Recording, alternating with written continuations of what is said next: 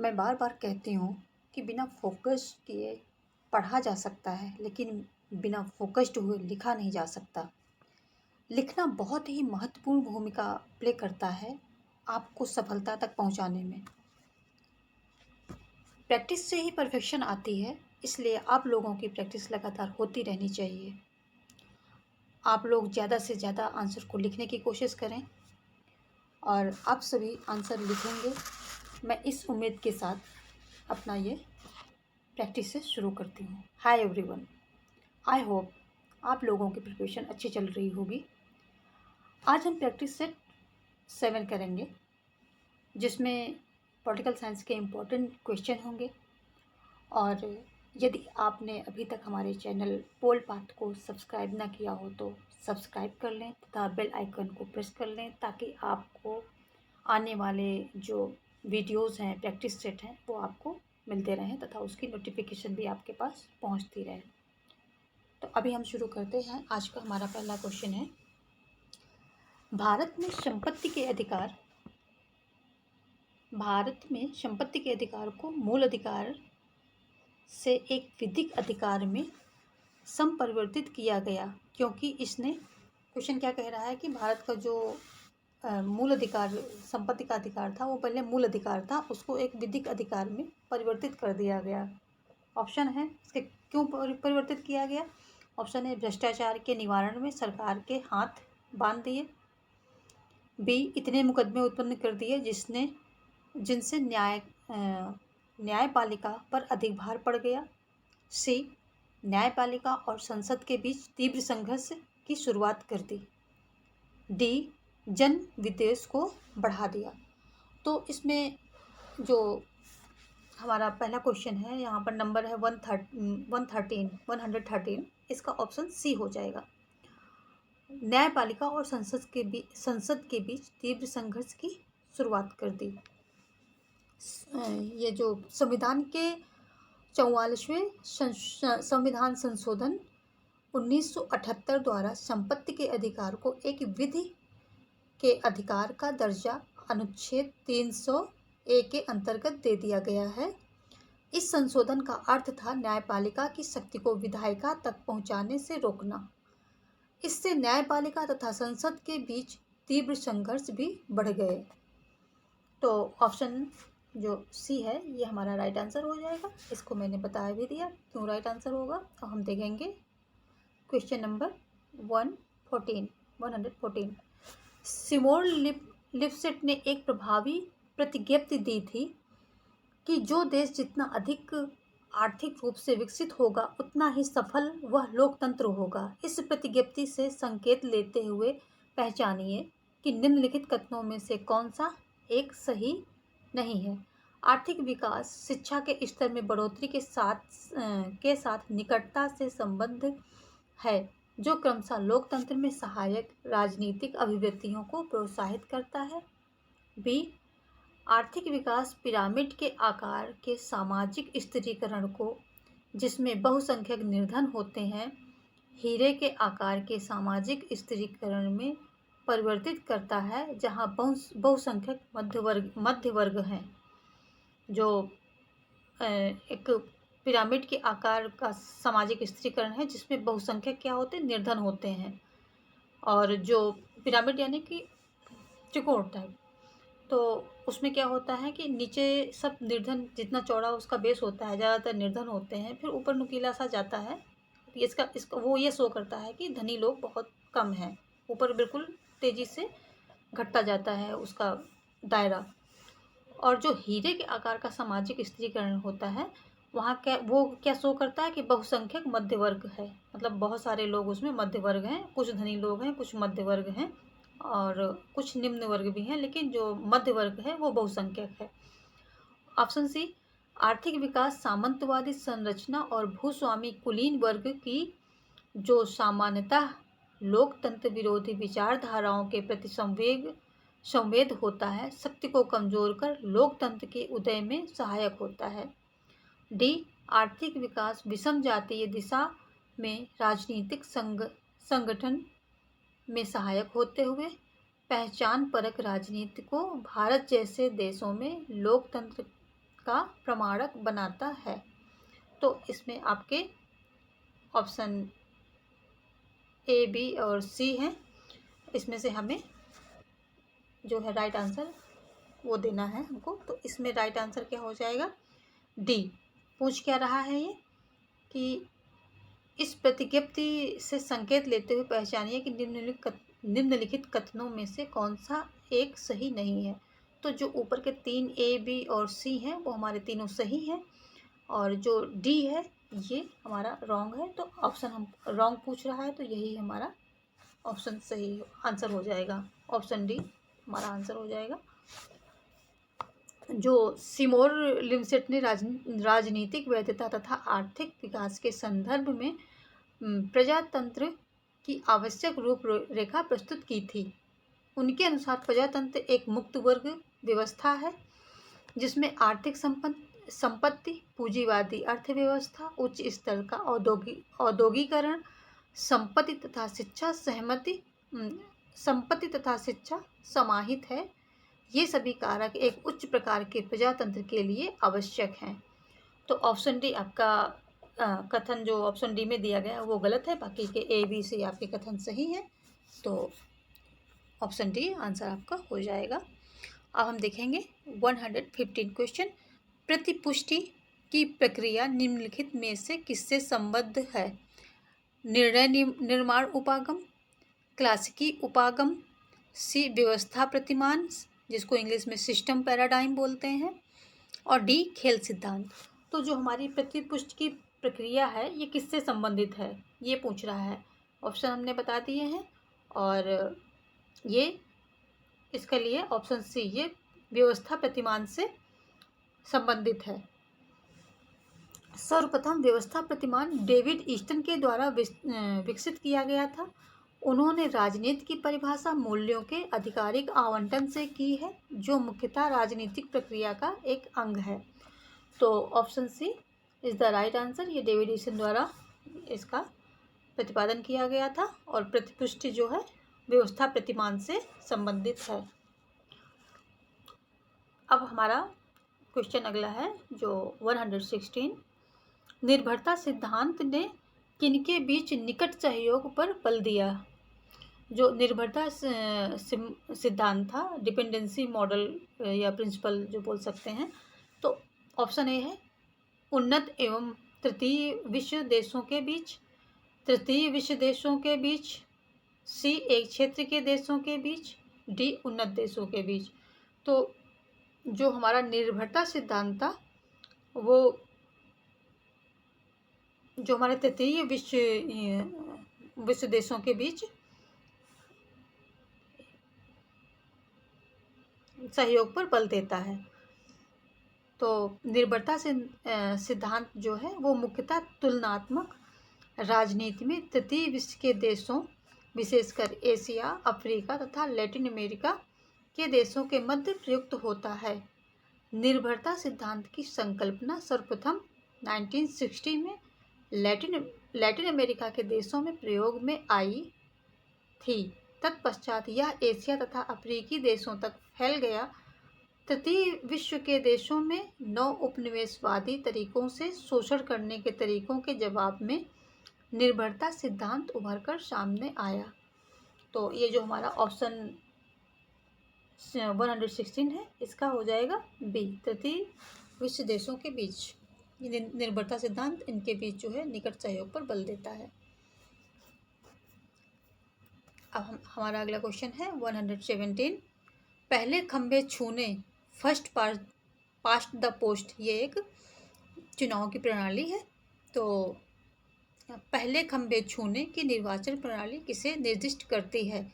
बहुसदस्य निर्वाचन क्षेत्र में ऑप्शन ए क्या है? बहुसदस्य निर्वाचन क्षेत्र में भारित मतदान के अनुपातिक प्रतिनिधित्व की प्रणाली, बी एकल मनपत्र बहुल सदस्य बहुमत मतदान प्रणाली, सी एक निर्वाचन प्रणाली जिसमें किसी निर्वाचन क्षेत्र में डाले गए मतों का सर्वाधिक मत पाने वाले व्यक्ति को निर्वाचित घोषित किया जाता है, डी एक प्रणाली जिसमें जीतने वाले अभ्यर्थी को डाले गए मतों के मताधिक्य के साथ ही साथ बहुमत प्राप्त करना होता है।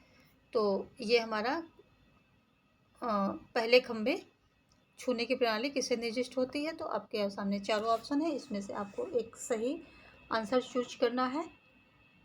तो ये हो जाएगा हमारा सी, ऑप्शन सी राइट आंसर हो जाएगा। एक निर्वाचन प्रणाली जिसमें किसी निर्वाचन क्षेत्र में डाले गए मतों का सर्वाधिक मत पाने वाले व्यक्ति को निर्वाचित घोषित कर दिया जाता है।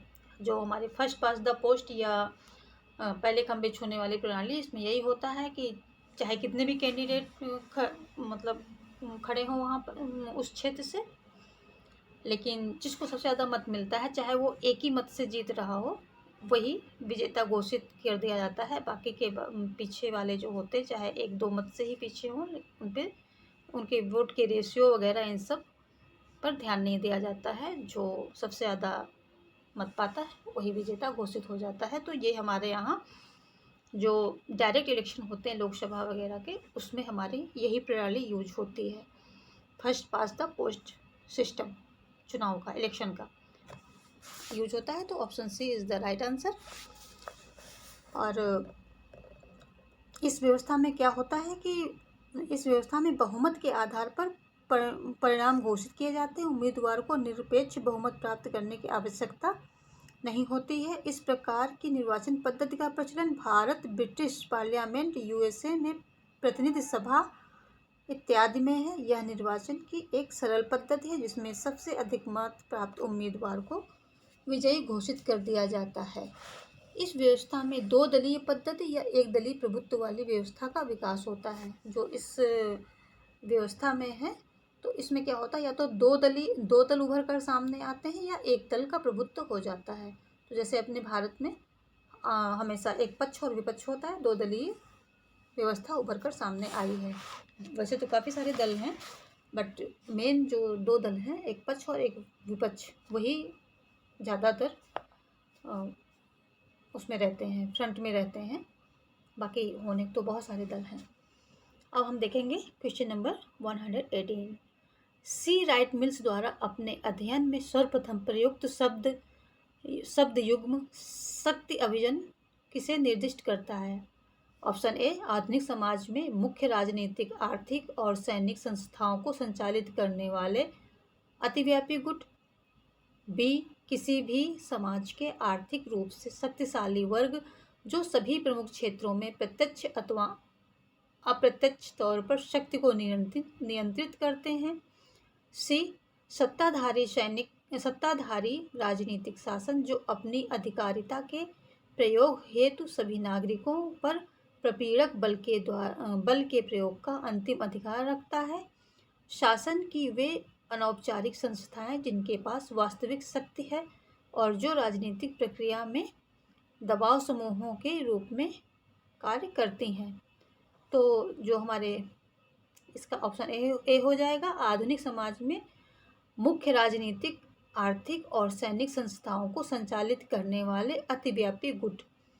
तो जो हमारे सी राइट मिल्स हैं, ये एक अमेरिकन समाजशास्त्री हैं जिन्होंने स्पष्ट रूप से कहा है कि निगम, सैनिक संस्था तथा संघीय सरकार, ये तीन ऐसी संस्थाएं हैं जो शक्ति अभियान कहलाते हैं।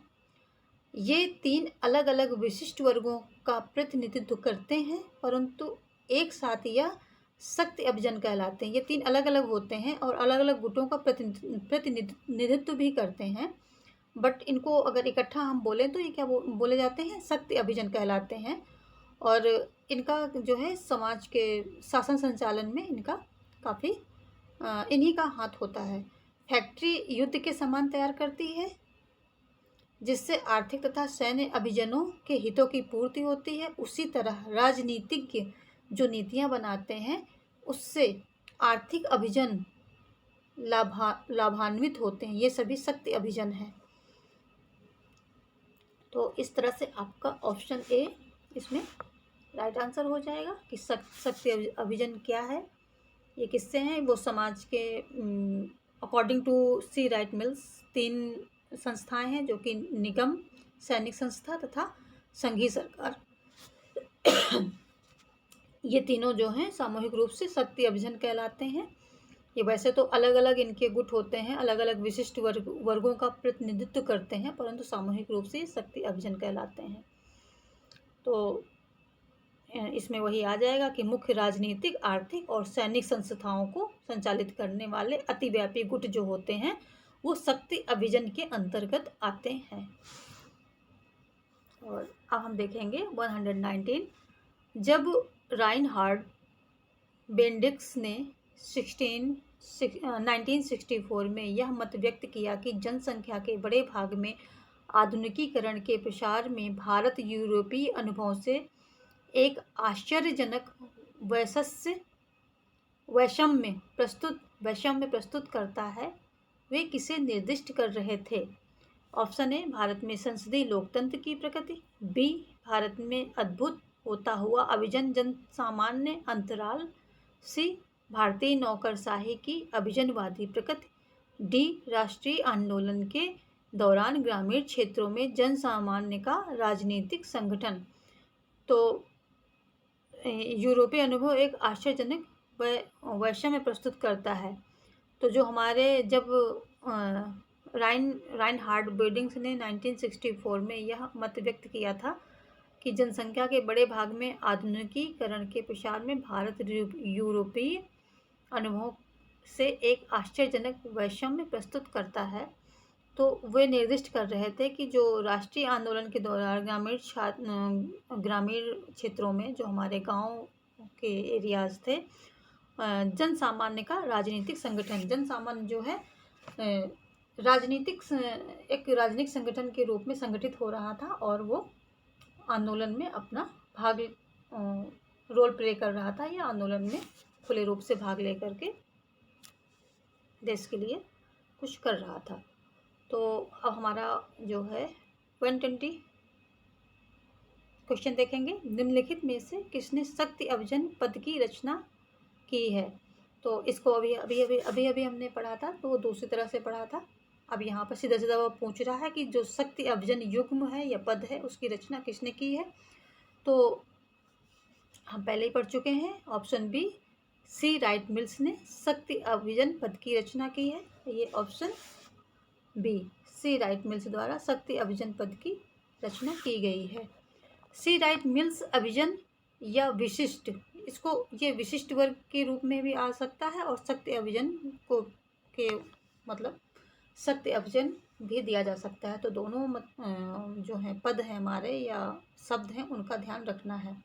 विशिष्ट वर्गवादी, सी राइट मिल्स अभियान या विशिष्ट वर्गवादी सिद्धांत के समर्थक विद्वान हैं।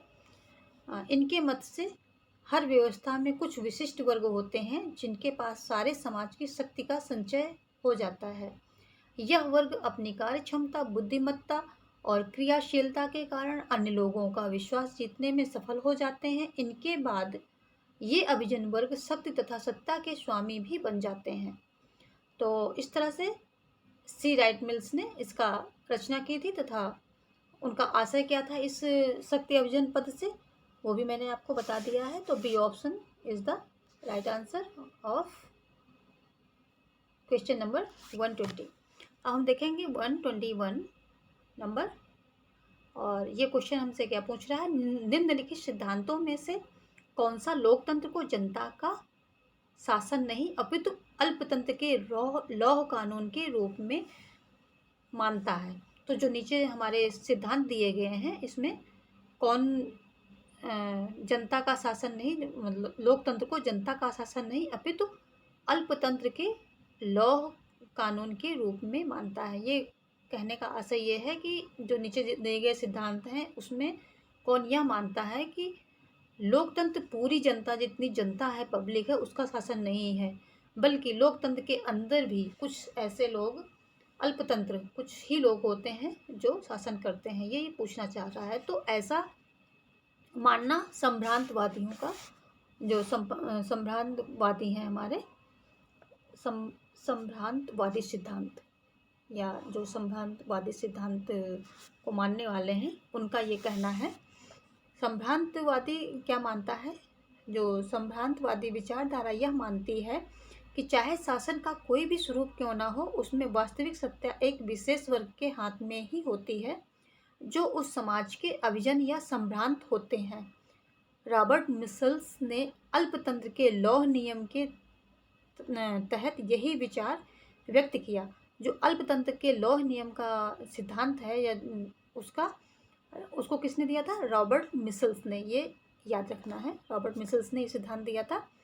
यही और इस विचार के अंतर्गत यही व्यक्त किया है कि शासन व्यवस्था में एक छोटा वर्ग कानूनों का निर्माण कुछ इस तरह से करता है कि उसे लाभ मिलता रहे तथा उस वर्ग की सर्वोच्चता पर कोई आंच ना आए। इस विचारधारा के अन्य विद्वानों में गिटानी मोस्का, सुम्पीटर, विल्फ्रेड पेरेटो आदि आते हैं। तो ऑप्शन सी हमारा राइट आंसर है। और क्यों राइट है ये भी बता दिया। अब हम देखेंगे आंसर। क्वेश्चन 122 क्या कह रहा है? राजनीतिक एवं शासन प्रणालियों के अध्ययन का पुराना संस्थागत उपागम किस पर बल देता है? जो हमारे राजनीतिक एवं शासन प्रणालियों के अध्ययन का पुराना हमारा संस्थागत उपागम किस पर बल देता है?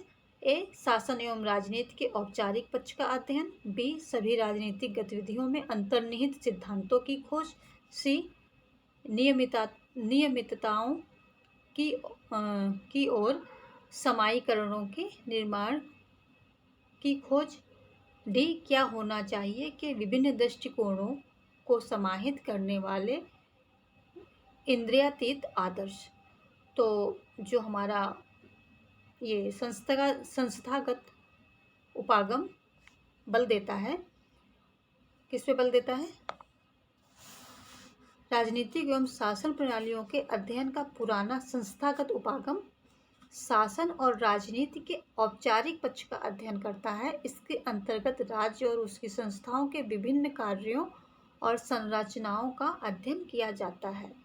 तो इस तरह से हम शासन एवं राजनीति के औपचारिक पक्ष का अध्ययन, ये हमारा राइट आंसर हो जाएगा पहला, क्योंकि इसके अंतर्गत जो हमारे ये होते हैं औपचारिक पक्ष का अध्ययन करता है और इसके अंतर्गत उसकी संस्थाओं के विभिन्न कार्यों संरचनाओं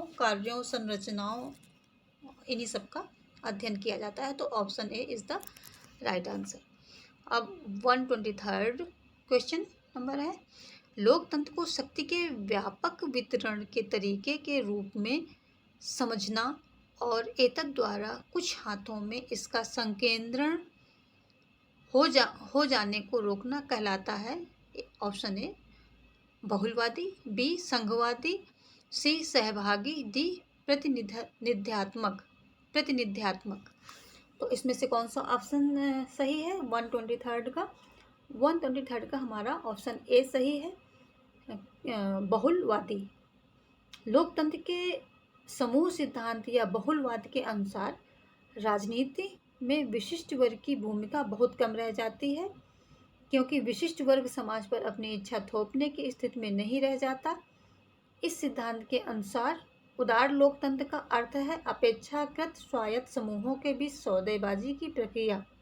अनेक स्वायत्त समूह आपस में समझौता करते हैं, अतः सार्वजनिक नीति उन सब समूहों की परस्पर क्रिया का परिणाम होती है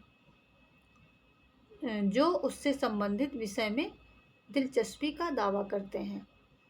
तो ये बहुलवादी संबंधित है। बहुलवाद जो सत्ता का संकेंद्रीकरण है उसके विरोध में रहते हैं तथा स्वायत्तता जो छोटे छोटे समूह हैं तो उनको स्वायत्तता प्रदान करने के पक्ष में रहते हैं। तो ये हमारा option A is the right answer हो जाएगा।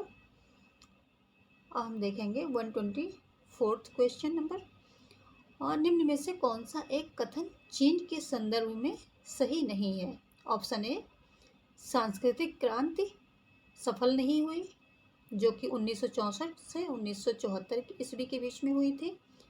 और बी चीन का साम्यवादी दल प्रजातांत्रिक केंद्रवाद के आधार पर संगठित है। सी चीन का संविधान एक रूप न्यायिक व्यवस्था प्रदान करता है। डी चीन में माओ के नवीन प्रजातंत्र के विचार को व्यवहार में लाया गया। तो जो option B C and D ये तीनों आपके सही हैं। ऑप्शन ए आपका ये गलत है। और तो आपका, क्योंकि यहाँ पर पूछ रहा कि कौन सा सही नहीं है, तो ऑप्शन ए राइट आंसर हो जाएगा। हम जो है चीन के संविधान की मुख्य विशेषताएं देख लेते हैं, ताकि कोई दूसरे ऑप्शन आए तब भी आप उसको फाइंड आउट कर लें। तो नंबर 1 संविधान, चीन के संविधान की विशेषताओं में नंबर 1 पहला क्या है, संविधान राज्य की मौलिक विधि है। संविधान राज्य की मौलिक विधि है। और दूसरा है जनता का जनवादी अधिनायक अधिनायक अधिनायक अधिनायक तत्व। तीसरा है लोकतांत्रिक केंद्रवाद। चौथा है एकात्मक बहुराष्ट्रीय राज्य समाजवादी अर्थव्यवस्था। एकात्मक बहुराष्ट्रीय राज्य समाजवादी अर्थव्यवस्था। पांचवा है केंद्रीय सैन्य आयोग। छठा है संविधान में विदेश नीति का समावेशन। तो ये हमारी चीन की जो है विशेषताएं हो गई हैं, जिसमें इसकी कुछ यहाँ पर दी गई हैं। तो हमारा ऑप्शन ए राइट आंसर हो जाएगा। हम देखेंगे क्वेश्चन नंबर 125। निम्नलिखित में से किस कारण से भारत और बांग्लादेश के बीच संबंध तनावपूर्ण हुए? ऑप्शन ए विरुद्ध अंतः क्षेत्रों पर दावा संबंधी समझौता। बी अखौरा अगरतला लिंक का निर्माण करना। सी बांग्लादेश मेघालय सीमा के अगल बगल सीमा बाजार स्थापित करना। डी तीस्ता नदी जल वितरण। तो इसका हमारा ऑप्शन डी सही हो जाएगा। तीस्ता नदी जल बंटवारे को लेकर हाल के वर्षों में भारत और बांग्लादेश के बीच संबंध तनावपूर्ण हुए हैं। तो ये हमारे कुछ क्वेश्चन हो गए आज के प्रैक्टिस के लिए, और आज हम अपनी प्रैक्टिस यहीं रोकेंगे। तो अभी तक जिन लोगों ने भी हमारे चैनल को सब्सक्राइब ना किया हो तो प्लीज़ उसे सब्सक्राइब कर लें, तथा बेल आइकन को प्रेस कर लें और इन वीडियोज़ को अपने दोस्तों में भी शेयर करें। Thank you.